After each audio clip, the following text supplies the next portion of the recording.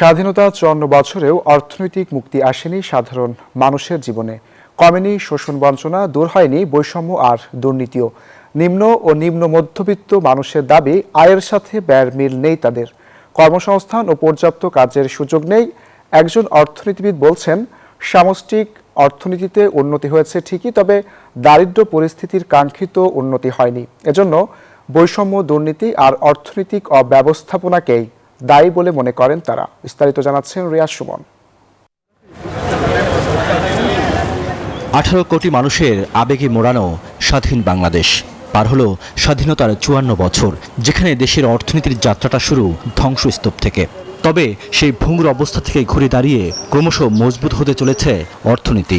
দীর্ঘ এই যাত্রায় বেড়েছে অর্থনীতির আকার, মানুষের মাথাপিছু আয়, জিডিপি প্রবৃদ্ধি ও রপ্তানির বাজার।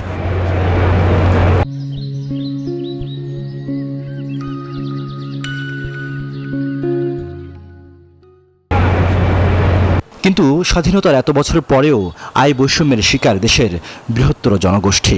অনিয়ম, দুর্নীতির কারণে স্বস্তি আসেনি জনজীবনে। অর্থনৈতিক মুক্তি আমাদের হয়নি, কারণ এখনো সমাজে দুর্নীতি, রাহাজানি, হত্যা, খুন, নারী ধর্ষণ, নির্যাতন প্রতিনিয়ত চলছে। স্বাধীনতা যে একটা বৈষম্যহীন যে বাংলাদেশ, একটি গণতান্ত্রিক বাংলাদেশের যে আকাঙ্ক্ষা ছিল, আমরা আজও অধরায় রয়ে গেছে।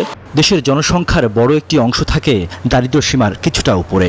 উচ্চ মূল্যস্ফীতির মতো বিভিন্ন আঘাতের কারণে দারিদ্র্য সীমার নিচে চলে যাওয়ার ঝুঁকিতে থাকে তারা। বিশ্বব্যাংক বলছে, দেশে ৪ বছর ধরে দারিদ্র্যের হার বাড়ছে। ২০২৫ সালে দারিদ্র্যের হার হতে পারে ২১% বেশি। ১ কেজি চালের দাম ৮০ টাকা। যে কোনো একটা মাছ কিনতে গেলে আপনি মনে করেন ১০০ টাকা ২০০ টাকার উপরে কেজি। পাঙ্গাস মাছও ১৬০ টাকা ২০০ টাকা কেজি। কেমন মায়ের থেকে তো ব্যয়টা অনেক বেশি। ১০,০০০ ১৫,০০০ টাকা দোকানদারি করছি, ৩,০০০ টাকা দোকানদারি করতে না সারাদিনই। শুধু তাই নয়, দেশে এখনও বিপুল সংখ্যক শিক্ষিত তরুণ তরুণী বেকার। যোগ্যতা অনুযায়ী কাজ পাওয়া নিয়ে শঙ্কায় বৃহৎ এই জনগোষ্ঠী। অনেক পড়াশোনা করে আমরা মাস্টার্স পাস করেও কোনো চাকরি পাচ্ছি না, চাকরিতে অনেক ভোগান্তি হচ্ছে। যারা বেকার জনগোষ্ঠী, তাদের জন্য সামনের যেই জনগণের ভোটে নির্বাচিত সরকার আসবে, আমরা আশা রাখি তারা এই ব্যাপারে একটি সুদূর প্রসারী এবং স্থায়ী একটা সমাধানের পথে আগাবে। আমি একটি সুন্দর বাংলাদেশ চাই।